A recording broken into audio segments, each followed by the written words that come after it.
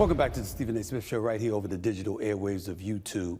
Before I get to my next subject, a subject that I really want to talk about for a second, especially with the black community, I want to show y'all a few of the pictures I've been blessed and fortunate enough to be a part of over the years. This is me with the great Aaron Judge, right here before I embarrassed myself internationally by throwing out that awful first pitch. Yes, I can suck it up. This is me at a Big 3 tournament game in Philadelphia.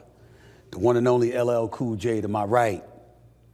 The one and only Ice Cube, co-founder of the Big 3, to my left.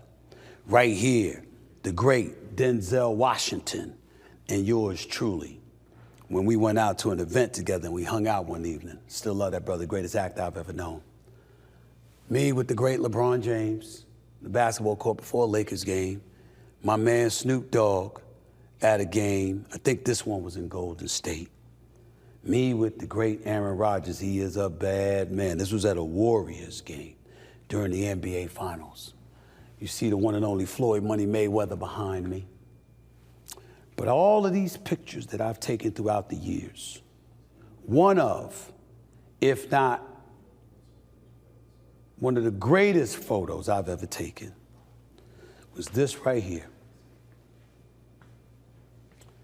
This is me with the one and only Will Smith while he was promoting his movie Concussion many years ago. I bring that up because I wanted to get to the latest installment of the Bad Boys franchise, Bad Boys, Ride or Die, which debuted Wednesday. It's the second best reviewed film after Bad Boys for Life. That's what they're telling me. It's also the biggest film for Will Smith since his infamous 2022 Oscar slap of the great comedian himself, the one and only Chris Rock. Pre-sales for Ride or Die are behind that of Bad Boys for Life, of course, which hit a franchise high opening of 101 million worldwide back in early 2020. Domestic projections for Ride or Die were at 50 million, but that reportedly simmered to 40 million. Could the lack of pre-sales be because people have not forgiven Will Smith for that slap right there? How much you want to make a bet it does? And this is why I wanted to have this discussion with y'all. Because I want to emphasize that right now, as we see Will Smith and Martin Lawrence on the circuit promoting this new film, once upon a time, you couldn't find a bigger fan of Will Smith than me.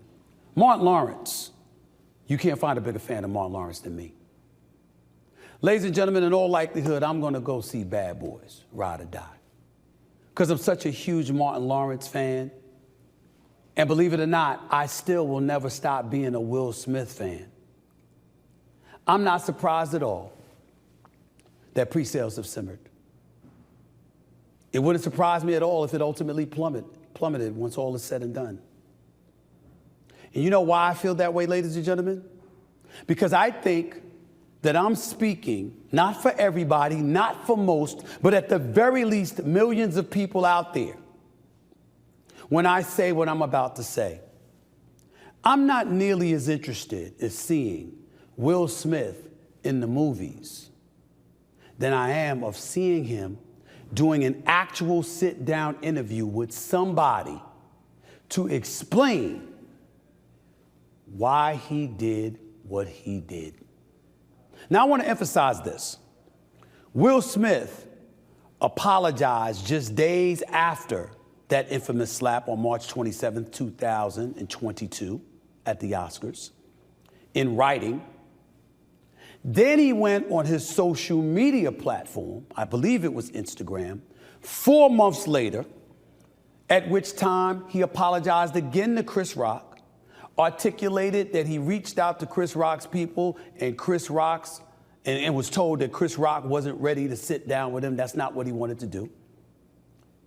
And if you don't believe me there, hear for yourself. I've reached out to Chris And the message that came back is that he's not ready to talk. And when he is, he will reach out. So I will say to you, Chris, I apologize to you. My behavior was unacceptable, and I'm here whenever you're ready to talk. Fair enough. Normally, under certain circumstances such as this, as egregious as this was, as much as Will Smith deserved to get his ass kicked for what he did, being a bully, somebody that's 60 pounds at least heavier than Chris Rock, I don't think he would have done this to Mike Tyson. I don't think he would have done this to Jamie Foxx. I don't think he would have done this to Snoop Dogg or 50 Cent or somebody like that. He knew who he was doing it to. And that's the personification of a bully. And in my opinion, he deserved to get his ass kicked because of that. Back then. But it's not just about Chris Rock. See, as upset as I am and still remain to that degree, that's because Chris Rock is my friend and I know him. But that ain't the only reason. The biggest issue that I have a problem with, and I'm not saying or advocating any kind of violence like Will Smith deserves that now that all of this time has passed. But at the very least, the black community especially deserves seeing Will Smith sit down. I don't care if it's with the Breakfast Club. I don't care if it's with Oprah. Because you know it ain't going to be me, right? You ain't going to sit down with me. Because some questions going to get asked, okay? But I don't care who it's with. You got to provide an explanation as to why that happened. It can't be that you went to therapy and you learned the error of your ways, or you've addressed some of the demons that were plaguing you mentally and emotionally and spiritually. That's not good enough. And even though we weren't the ones that were slapped literally, ladies and gentlemen, figuratively, the black community was slapped. Will Packer, a big-time producer who happens to be black, was also the first black individual ever assigned to oversee the Oscars. It was a live event, his biggest live event of his career, nationally televised on ABC, reaching over 200 territories worldwide, according to numerous reports. When Will Smith did what he did, that didn't just hurt Chris Rock. It hurt Will Packer's production. That became the story rather than the extraordinary excellence his production talents exhibited for the world to see. And instead of us talking about that, we were talking about this. So it wasn't just Chris Rock. It was also Will Packer. And it was also every black producer that's out there that's aching for an opportunity to get their shot at producing a program like the Academy Awards. That's what Will Smith did.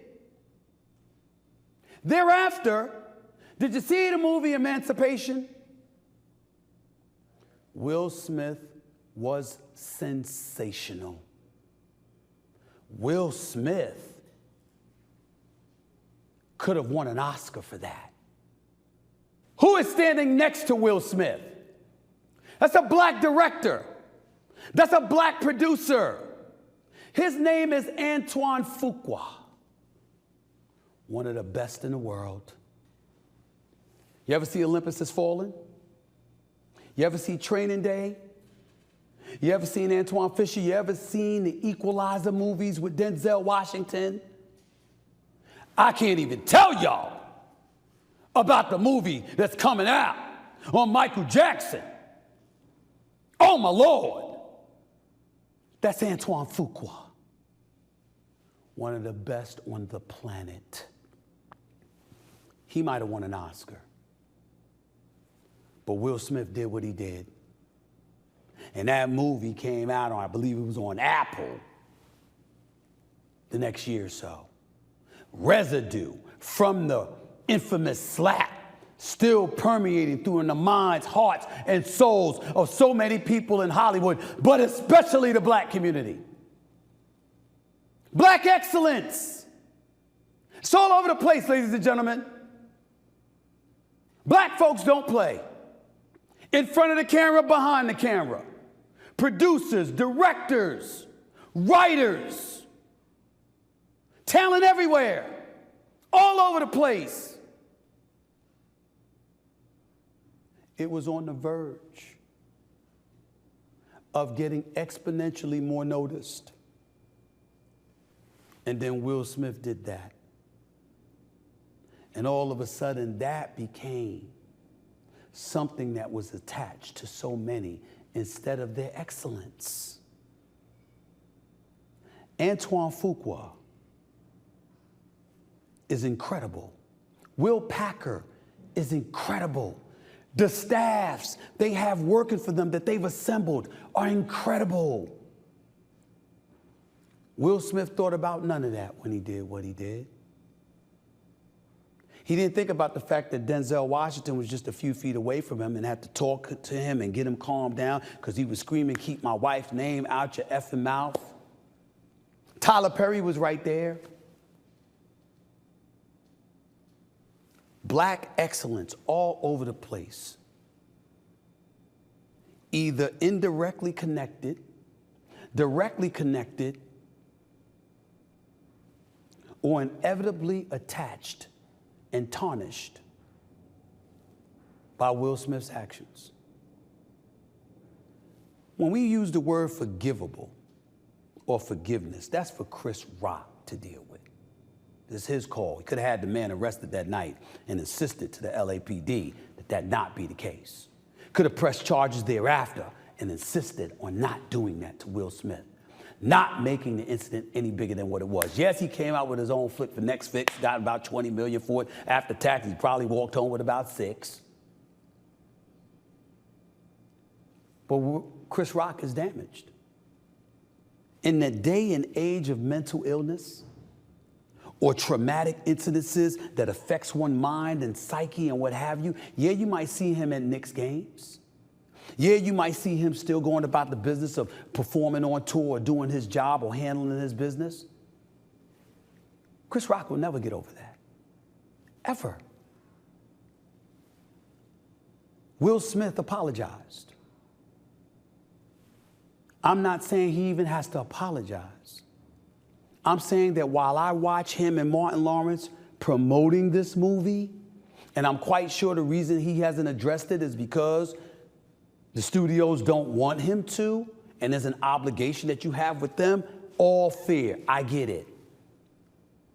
But somewhere along the way, he has to sit down and talk to the black community. You can see all the white people around Will Smith all you want to.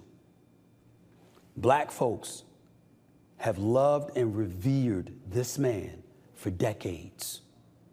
He was the closest thing to perfection, as his friend Charlie Mack once told me, for decades. Everybody makes a mistake. This is not hatred. I love Will Smith still. But you got to have a conversation as to why you did that.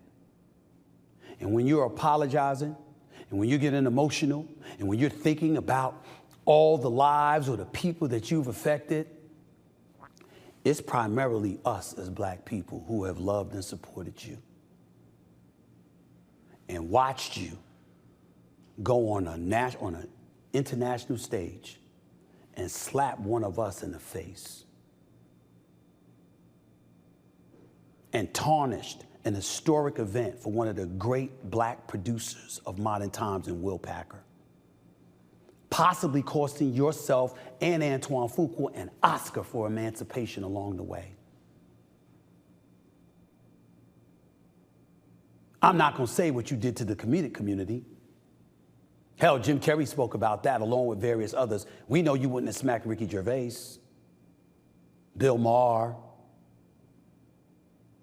Bill Burr, or a host of others. We know you wouldn't have done that. No apology necessary. I'm just saying,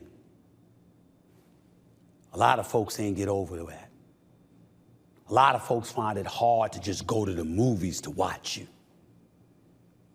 I'm one of those people. And I never missed a Will Smith movie. Hitch, Concussion, all the Bad Boys movie, from the first one to Y'all with Gabrielle Union, who, by the way, should have been in 3 and 4, by the way. Along with a host of other things. I Am Legend, Independence Day, Men in Black, 1, 2, and 3. Will Smith, you're phenomenal. Phenomenal talent, phenomenal actor, phenomenal individual. You lost your way one night. We need to hear that from you. I'm sorry. That's what I need to do before I look forward to seeing your movies again, more than seeing a sit down.